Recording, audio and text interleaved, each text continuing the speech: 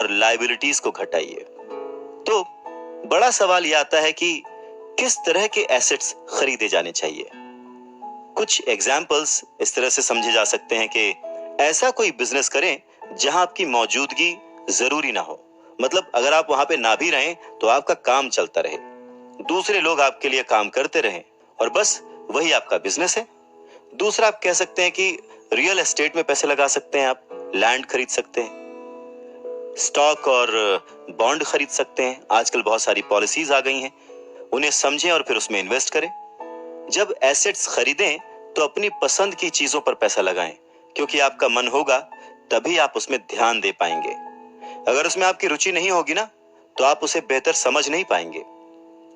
Robert T कियासाकी को real estate और stocks में रुचि थी, खासकर छोटी कंपनियों में इन्वेस्ट करने की। तो उन्होंने अपने रिच डैड की सलाह पर अपनी नौकरी कभी नहीं छोड़ी। वो जॉब करते रहे, साथ ही अपने एसेट कॉलम को बड़ा और मजबूत बनाते रहे। उन्होंने अपना कमाया हुआ एक एक पैसा बेकार खर्च नहीं किया, उसे सेव किया। वो हमेशा ये मानकर चलते रहे कि इस पैसे की उन्हें जरूरत नहीं है, वो उसके मालिक हैं, गुलाम नहीं है। अगर आपको लगता है कि आप लग्जूरियस लाइफ जीना चाहते हैं, लग्जरी खरीदना चाहते हैं, शौक से खरीदिए, कोई बड़ी बात नहीं है। पर जैसे ही आपको ये विचार आए, ये भी जरूर सोचिए कि अमीर और गरीब में बस यही फर्क है। जहां पर मिडिल क्लास आदमी या गरीब आदमी पैसा आते ही पहले लग्जरी में खर्च करता है, वहीं अमीर आदमी उसे सबसे बाद में खरीदता है। तो यही सीक्रेट है अमीरों के और अमीर होने का और गरीबों की बढ़ती गरीबी का।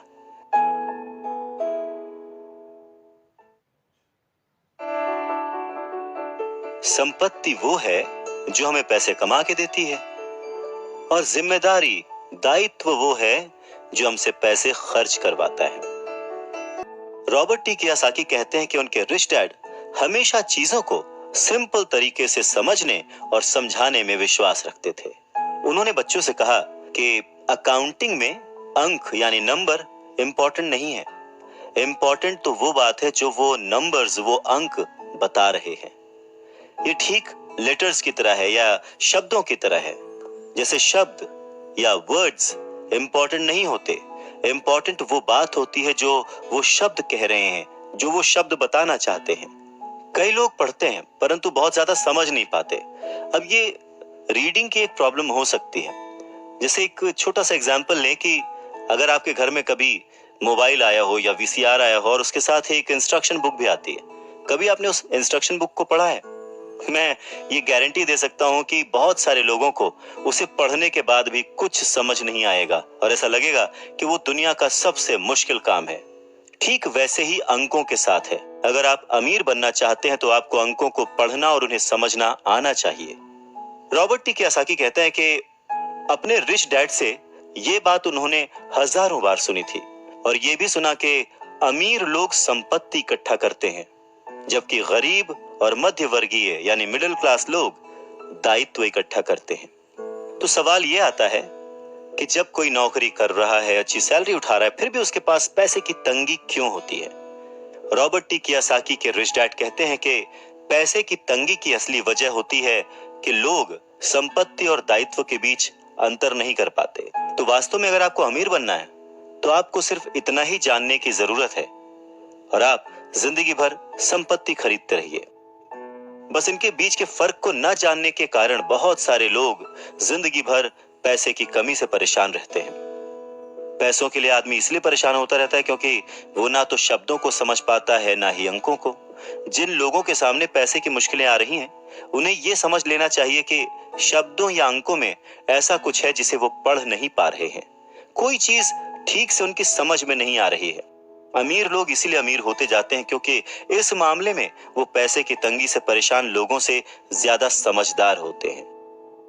तो अगर आप भी अमीर बनना चाहते हैं और अपनी दौलत को बनाए रखना चाहते हैं तो पैसे की साक्षरता और समझदारी बहुत जरूरी है, शब्दों में भी और अंकों में भी।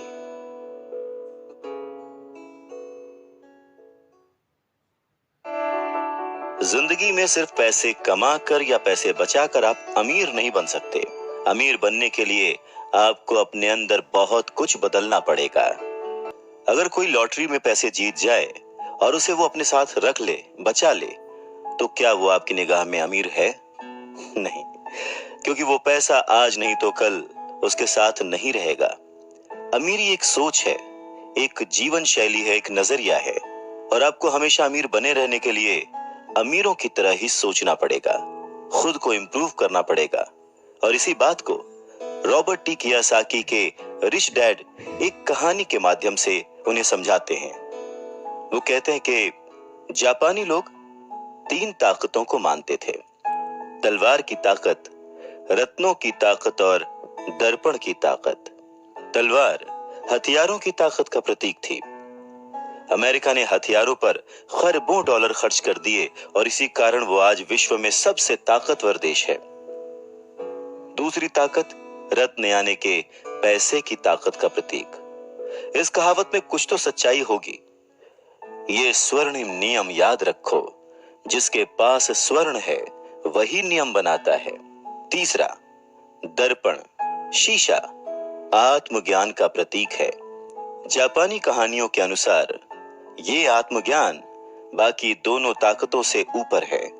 गरीब और मध्यम वर्गीय लोग अक्सर ही धन की ताकत से नियंत्रित होते हैं। वो सुबह सुबह उठते हैं और नौकरी करने के लिए भागम भाग मचा देते हैं, बिना खुद से ये पूछे कि क्या ऐसा करना समझदारी है। पैसे की समझ ना होने के कारण ज्यादातर लोग पैसे की डरावनी ताकत को ये इजाजत दे देते हैं कि वो उन्हें काबू में कर ले। पैसा उन्हें कंट्रोल करने लगता है। इस इश्यू को ठीक करने के लिए अगर वो दर्पण की ताकत का इस्तेमाल करते तो वो खुद से ये सवाल जरूर पूछते कि क्या ऐसा करना समझदारी है। बहुत बार हम अपनी अंदरूनी समझदारी पर भरोसा करने के बजाय भीड़ के साथ साथ चलने लगते हैं। कोई काम इसलिए करते हैं क्योंकि बाकी सब भी ऐसा कर रहे हैं। सवाल पूछने के बजाय हम नकल करने लगते हैं। अक्सर नासमझी के कारण वही दोहराने लगते हैं जो हमें सिखाया गया है। और इस तरह के विचार कि आपका घर आपका सबसे बड़ा एसेट है, आपका घर आपका सबसे बड़ा निवेश है, अगर आप ज्यादा कर्ज लेते हैं तो आपको टैक्स में ज्यादा छूट मिलेगी, अच्छी नौकरी, सुरक्षित नौकरी खोजो, गलतियां मत करो, वगैरह वगैरह। तो ऐसी चीजें हम भीड़ की बात सुनकर करने लग जाते हैं, खतरे नहीं उठाते। दूसरी जरूरी बात, ऐसा कहा जाता है कि ज्यादातर लोगों के लिए मौत से भी डरावनी चीज होती है भीड़ के सामने बोलना, उन्हें एड्रेस करना। मनोवैज्ञानिक कहते हैं कि बहुत सारे लोग कॉमन स्टेज पर बोलने से इसलिए डरते हैं क्योंकि उन्हें यह डर होता है कि कहीं उनकी बुराई होगी, लोग उनके ऊपर हंसेंगे, वो अकेले रह जाएंगे, लोग उनसे दूर हो जाएंगे। सबसे अलग होने का डर या अकेले रह जाने का डर ही वो सबसे बड़ा कारण है जिस वजह से बहुत सारे लोग अपनी समस्या, अपनी प्रॉब्लम्स को सॉल्व करने के नए नए तरीके नहीं ढूंढते, बस भीड़ के साथ चलते चले जाते हैं। इसीलिए रॉबर्ट टी कियोसाकी कहते हैं कि उनके रिच डैड की तरह ही उनके पुअर डैड ने भी उन्हें बहुत कुछ सिखाया है। और उनमें से एक जरूरी बात यह थी कि क्यों और किस तरह से जापानी लोग दर्पण की ताकत को, आईने की ताकत को सबसे ज्यादा इंपॉर्टेंस देते थे। क्योंकि जब इंसान आईने में खुद को देखता है तभी उसे सच्चाई का पता चलता है।